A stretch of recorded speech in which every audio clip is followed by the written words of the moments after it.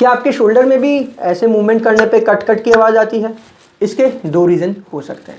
सबसे पहला रीज़न ये रहता है कि शोल्डर के अंदर, शोल्डर कैप्सूल के अंदर साइनोवियल फ्लूइड प्रेजेंट होता है, जिसकी वजह से एयर बबल्स बन जाते हैं और वो एयर बबल्स बर्स्ट होते हैं, तो इसलिए ये आवाज़ आती है, जो कि एकदम नॉर्मल। ये होता है कि आपके साइनोवियल कैप्सूल के अंदर, जॉइंट कैप्सूल के अंदर काफ़ी टाइटनेस हो जाती है और जो स्कैपुलर मसल्स होती है वो वीक हो जाती है।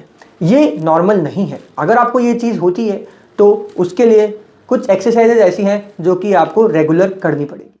आपको भी अगर ये पॉपअप साउंड की दिक्कत होती है शोल्डर में, तो आप कमेंट करें ट्रीटमेंट, मैं आपको डीएम करूंगा पूरा का पूरा डिटेल्स, और आपको वेबसाइट लिंक नीचे मिल जाएगा जहां पे आपको और भी ज़्यादा डिटेल्स मिल जाएगी। Thank you.